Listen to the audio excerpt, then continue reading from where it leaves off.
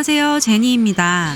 안녕하세요. 패션 잡지에서 나왔는데요. 아, 네네네. 근데 저 지금 좀 바쁜. 11번째 절기인 소서, 작은 더위라는 뜻의 계절이 찾아왔습니다. 오랜만에 언니와 단둘이 데이트를 하러 나왔어요. 먼저 해외에 사는 언니를 위해 한국 음식 먹방 투어를 가기로 했는데요. 제가 예전부터 정말 와보고 싶었던 광장시장의 유명한 누드김밥과 잡채 파는 가게에 왔습니다. 이렇게 구석에 마련된 작은 테이블과 의자에서 먹어야 하는데 그게 또 이곳만의 매력이었어요.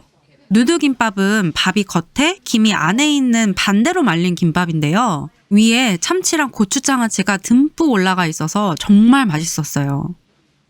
맛있게 드세요. 여기 나무 올라가지고.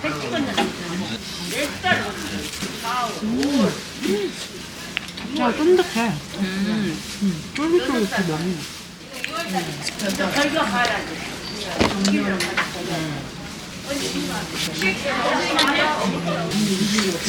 잡채 너무 맛있는데? 이건 필요 있어야 된다. 너무 궁금해. 그지?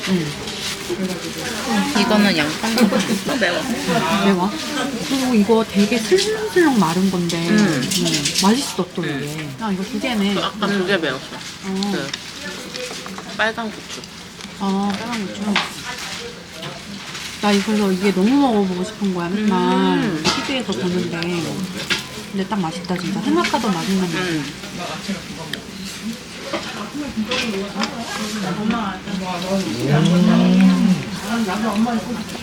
나 어제 그래? 나 배고파 근데. 아 진짜? 알았어 먹어.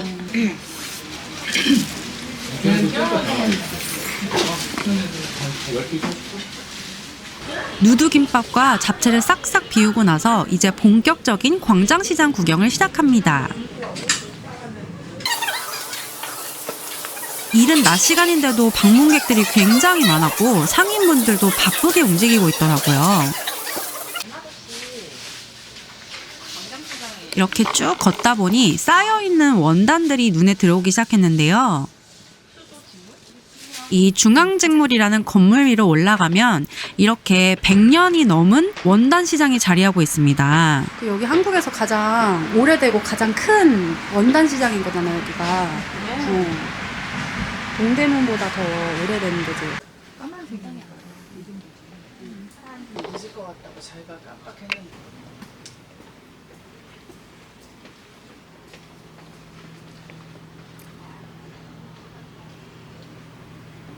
이게 피아전자. 어머머. 너무 부들부들하다. 먹으면 돼요. 네. 캐시미어? 우와. 이게 한 마리 120만 원. 만져보세요. 너무 부드러워. 한 마리 120. 이건 한 마리 80. 아 이것도 정말 아닌가? 근데 이거 너무 예쁘다. 약간 헤링본. 헤링본 캐시미어.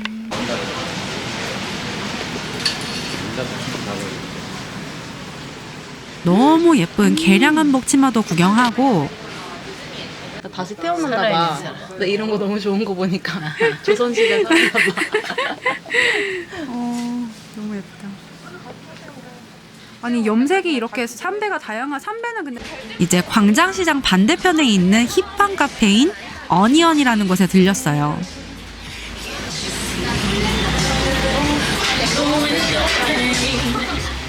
투박하지만 센스 있는 인테리어가 정말 마음에 들었어요.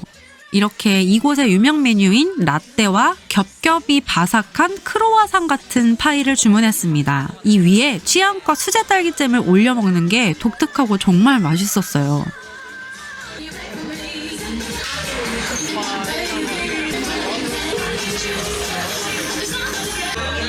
색깔 이거 쓴 것도 단수 디자인 회사에 다녔던 사람이니까 그러니까 너가 이런 걸 해야 돼. 여러 개 브랜드를 만들어야 돼. 맛있다 이거 딸기잼. 그리고 그러니까 기업을 만들어야 돼. 멀티 라이프스타일.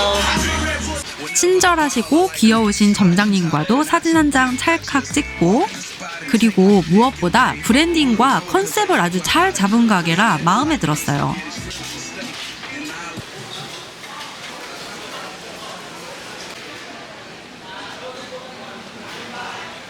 이제 다시 광장시장의 중심부로 걸어가 봤는데요.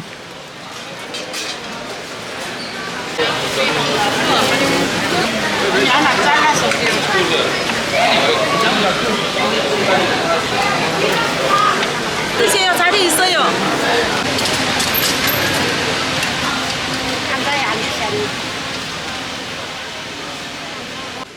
넷플릭스에 나왔던 유명한 가게 주변으로 사람들이 정말 많이 몰려 있더라고요.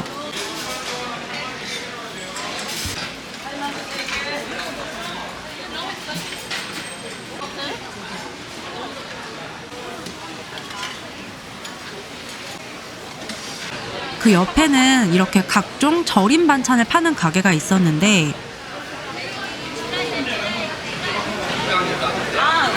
저 한국 사람이에요.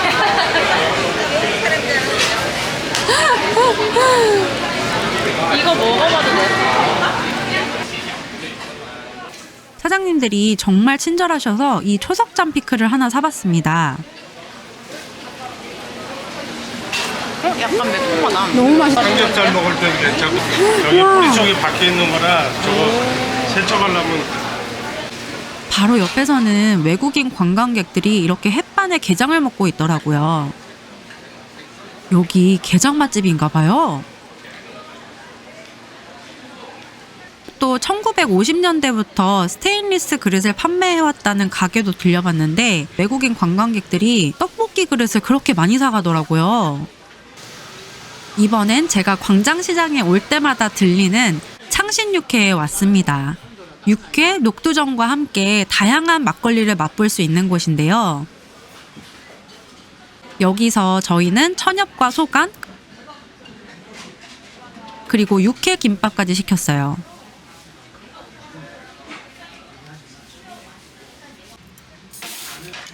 김밥에 쌓여있는 육회를 날계란에 찍어 먹는 게 참 맛있더라고요. 이렇게 매운 고추, 마요네즈, 와사비도 함께 주니까 느끼함 전혀 없이 다양하게 먹는 재미도 있었어요. 뭐가 더 맛있어? 와사비 마요랑 계란이. 진짜 맛있다. 좀 달라. 달라? 생초일 것 같아. 맛있다. 아, 너무 맛있어. 나는 간을 너무 먹고 싶었어. 계속. 많이 먹어. 오이도 들어가. 무겁고. 그 간이 막 그렇게 세진 않네. 아, 그래. 한국이 막 간이 엄청 세진 않구나. 인도네시아랑 비교했을 때. 이거 한번 먹어봐. 난 이거 했는데. 맛을 알아야 될 거야.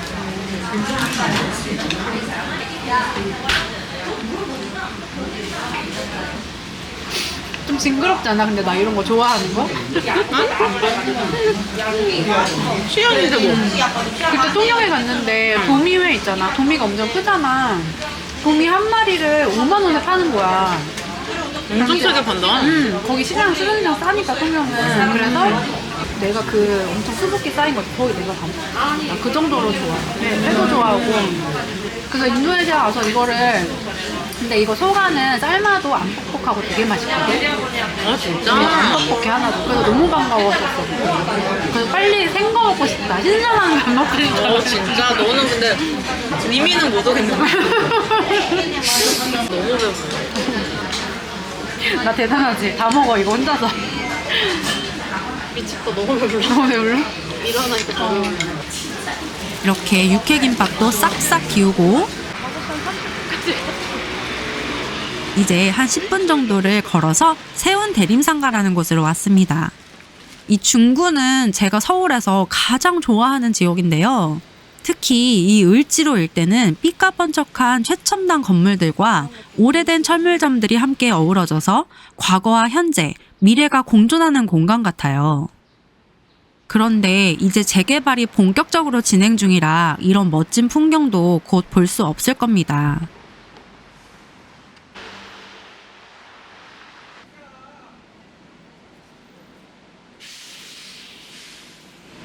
맛있어. 알았어 예전에. 빈티지 라임. 세운 대림상가는 오래된 인쇄소들이 많았던 건물을 개조해서 청년들이 독특한 맛집들을 창업한 곳인데요. 여기 대림국수 안 와봤는데 진짜 맛있대.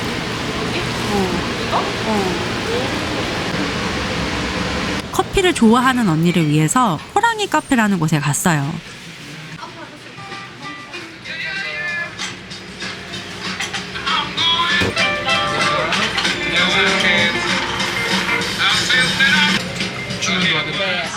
이곳은 제가 사람들에게 서울에 오면 꼭 가보라고 추천할 만큼 라떼가 정말 맛있는 곳이에요. 이렇게 오랜만에 언니와 단둘이 여유롭게 데이트를 마무리합니다. 이곳은 도심 한복판에 조선시대 한양을 지키던 성곽이 그대로 남아있는 장충동입니다. 이날은 언니가 특별한 디자이너 쇼룸에 데려가 줬어요. 바로 싸이미전이라는 브랜드인데요. 싸이미전은 한복을 현대적으로 재해석한 디자인과 옷에 굉장한 디테일이 많이 살아있는 그런 브랜드인데, 이 디자이너분이 프랑스에서 공부를 하셔서 동양과 서양의 미를 잘 조화시키는 데 중점을 두신다고 해요. 나가니까 더 눈에 띄죠? 맞아요. 그것도 이쁘다. 그거 너무너무. 사가야겠어, 오늘은. 아, 그거 이쁘다. 삼삭삼삭 옆에서 막 뭘 하고 있어. 너무 웃겨. 오간자예요, 오간자? 아니, 네, 오간자, 실크 100% 오간자입니다. 와, 너무 예뻐요. 그래서 사장님들은 오간자라고 부르면 되게 싫어하세요. 아, 정말요? 노방이라고요. 아, 맞아, 노방. 아니야, 노방이야. 맞아요. 노방. 너무 예쁘다, 진짜. 여름 한복 만들던 후드인데요. 왜 실크로 여름 걸 만들었냐는 모르겠는데 여튼. 진짜 예쁘다. 색깔도. 이거 뭐 한번 설명 한번 해주세요. 보자기 팬츠인데 제가 보자기 팬츠랑 그 시그니처들이 있어요. 보자기 팬츠, 항아리 팬츠 이런 게. 근데 이번 건 보자기랑 항아리의 하이브리드야. 예쁘다. 욕하네. 이 셔츠는 내가 되게 좋아해. 이 원단 자체가 너무 빡 이렇게 바삭하다. 바삭은 아니고 각이 딱 잡히는 이게 멋있어서 튼튼하고 실내에서 자켓처럼 입기 좋아요. 잘 마시겠습니다. 네. 디자이너분의 인생과 철학이 가득 담긴 옷에 대한 이야기를 들으면서 저도 옷에 대한 열정이 다시 불타오르는 느낌이었어요. 집으로 돌아가는 길, 내가 만약 의상 디자이너의 길을 갔다라면 어땠을까? 잠시 생각에 빠졌답니다. 여러분도 한때 반드시 이루고 싶었던 꿈이 있었나요? 그 꿈을 위해 모든 걸 걸었던 순간들이 지금도 기억나시나요? 저는 그랬어요. 왜 한국말 중에 젖먹던 힘까지 라는 표현이 있잖아요. 정말 젖먹던 힘까지 다 짜내서 꿈을 쫓아갔고 수많은 밤을 새워가며 그 길을 걸었어요. 그 과정 속에서 제 자신을 의심하기도 했고 포기하고 싶었던 순간도 많았어요. 그렇게 모든 걸 쏟아부었더니 제가 새로운 길을 걸어가야 했을 때 전혀 후회가 없었어요. 오히려 그 과정을 통해서 저는 훌쩍 성장했고 그게 저에게는 꿈을 이룬 것만큼이나 값진 경험이었어요. 그래서 가끔은 꿈을 이루는 것보다 꾸는 것만으로도 그 충분한 가치가 있는 것 같아요. 여러분도 그런 경험이 있으신가요? 이루지 못했지만 꿈을 쫓는 과정 그 자체가 여러분을 더 나은 사람으로 만들었던 그런 순간들 말이에요.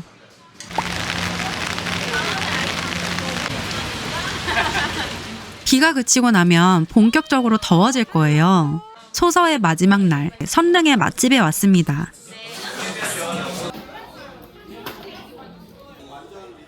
한국의 80, 90년대 감성을 느낄 수 있는 평상술집이라는 곳인데요. 이 가게 한가운데 놓여진 보물상자를 열어보니 벌꿀집이 있더라고요. 이게 또 뭔지 먹어보지 아니할 수 있겠어요?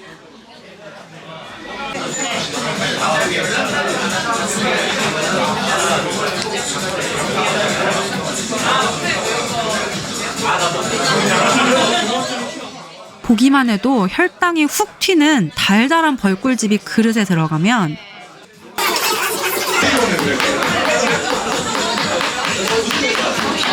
저만의 특별한 비법으로 막걸리를 열어서 컵에 부어줍니다.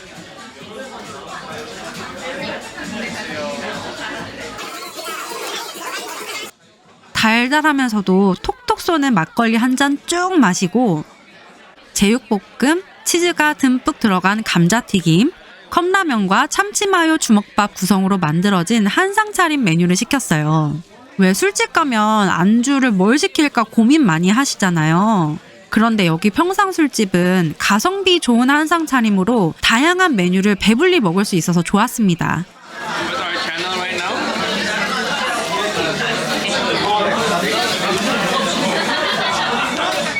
컵라면을 종이 뚜껑으로 덜어먹는 게 왜 이렇게 맛있는지 모르겠어요. 여러분도 꼭 해보세요.